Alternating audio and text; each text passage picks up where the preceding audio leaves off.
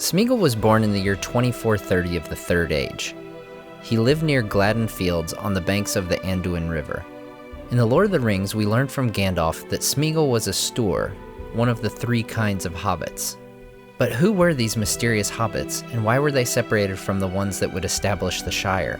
Welcome to Nerd of the Rings. Today, we're looking at the life of Gollum and the Stoor Hobbits before The Lord of the Rings. The Wandering Days of the Hobbits. As I mentioned, there were originally three kinds of hobbits: the Harfoots, the Falahides, and the Stoors. The Stoors were heavier and more broad than their fellow hobbits. They had large hands and feet, and of the three hobbit kinds, they most resembled men. They were also the only hobbits to grow facial hair. The Wandering Days is a period of centuries during which the breeds of hobbits migrated from somewhere in the wild east, most likely in the upper vales of Anduin.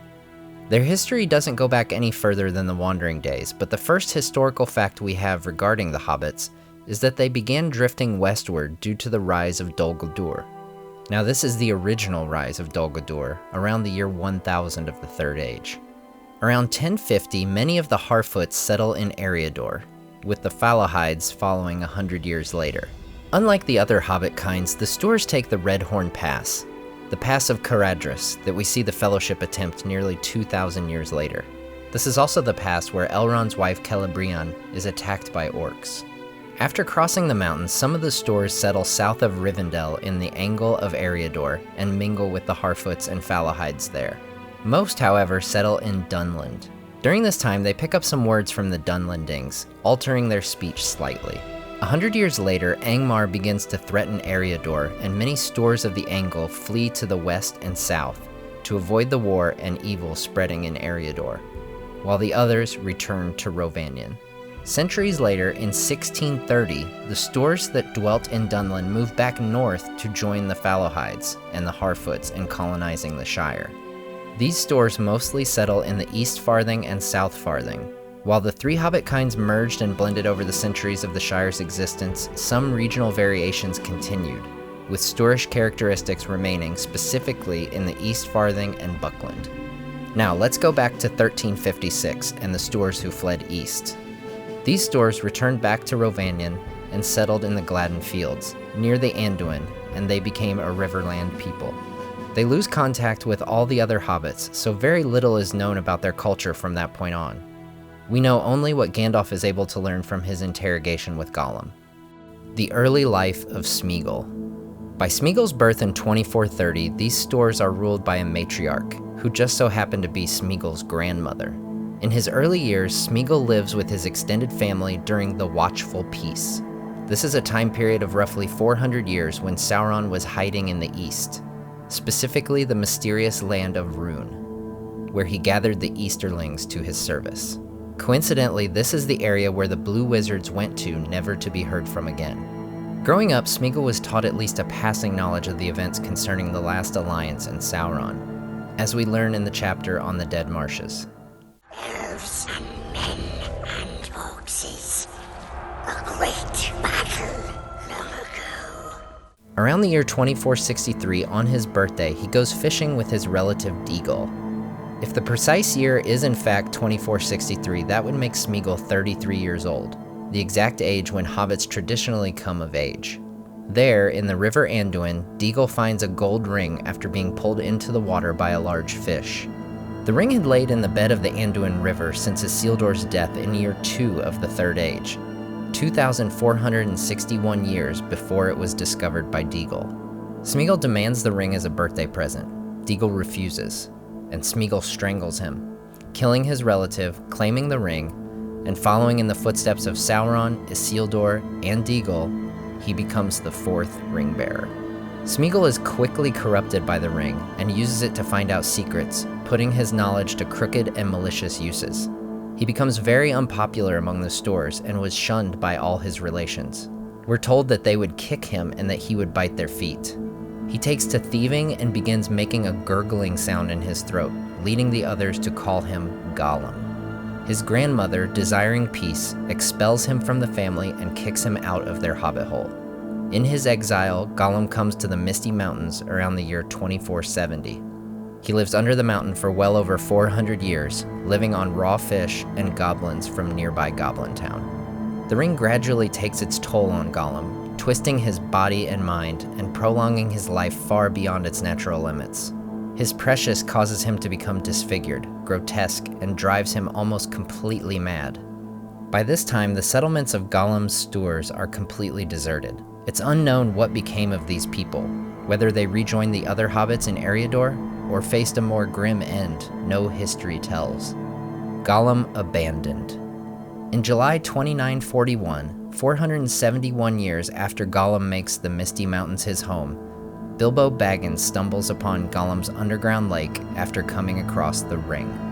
Gollum and Bilbo have their game of riddles, and after losing on a questionable riddle by Bilbo, Gollum retreats back to his rock to grab his birthday present. Discovering the ring to be missing, he realizes the answer to Bilbo's question, "What have I got in my pocket?" Gollum becomes enraged, and while retreating, Bilbo inadvertently slips on the ring, becoming invisible and allowing him to follow Gollum to the exit. Bilbo's first thought is to kill Gollum. Instead, he is overcome with pity and jumps over him to escape. As Bilbo runs away, Gollum cries out, "Thief! Thief, Baggins! We hates it forever!" searching for the precious. Gollum remains in the mountains for 2 more years. Eventually, his addiction to the ring causes him to overcome his hatred and fear of the sun, moon, and other creatures. He leaves to pursue Bilbo, but by this time the Hobbit's trail is cold. In his pursuit, he even goes as far as Esgaroth and the streets of Diel, listening secretly. In that land, Bilbo's name was no secret, and many knew where it was he came from. This is how Gollum comes to know the name of Shire. In Fellowship of the Ring, Gandalf also tells Frodo haunting news of Gollum's time traveling through Mirkwood and back. The wood was full of rumor of him, dreadful tales even among beasts and birds. The woodman said there was some new terror abroad, a ghost that drank blood. It climbed trees to find nests, it crept into holes to find the young, it slipped through windows to find cradles. In 2951, Sauron declares himself openly, and Gollum, returning from his journeys east, turns toward Mordor. Nearly 30 years later, he reaches Mordor and meets Shelob. It is said in the Two Towers that at this time Gollum bowed and worshipped her, and the darkness of her evil walked through all the ways of his weariness beside him, cutting him off from the light and from regret, and he promised to bring her food. Meanwhile, in the same year of 2980, Aragorn and Arwen are betrothed in Lothlorien, Theoden becomes king of Rohan with the death of his father Thingol, and Frodo's parents drown in the Brandywine River. As Gollum ventures into Mordor, he is captured by Sauron and tortured for years, forced to reveal what he knew about the ring, in the process revealing the names of Shire and Baggins. By 3017, Gollum is set free, but caught by Aragorn in the Dead Marshes. Aragorn travels some 900 miles with Gollum before turning him over to Thranduil in Mirkwood to be questioned by Gandalf. In June 3018, orcs raid the Elves of Mirkwood in a coordinated attack, allowing Gollum to escape. Now free, Gollum resumes his search for the ring. 2 months later, he hides in Moria in order to lose those pursuing him, the Elves and Sauron's orcs. Unable to open the doors of Durin from the inside, he's unable to exit into Eriador to continue toward the Shire. It is presumed that he stayed in Moria for the following months until the Fellowship of the Ring enters through Durin's door on January 13th, 3019. Here, Gollum picks up their trail. It's unknown how he managed to cross the chasm after Gandalf breaks the bridge of Khazad-Dum, but somehow Gollum follows the Fellowship to Lothlorien. As the Fellowship travels by boat down the Anduin, he floats on a log and follows them to the Falls of Rauros. After Frodo and Sam break from the Fellowship, Gollum pursues the Ring-Bearer across the Emyn Muil, the Drear Hills. After a confrontation with Frodo and Sam in which he is captured and has elven rope tied around his ankle as a leash, Gollum takes an oath, swearing by the precious to guide them to Mordor. Thanks for watching, and be sure to subscribe and hit the bell so you don't miss next week's video from Nerd of the Rings.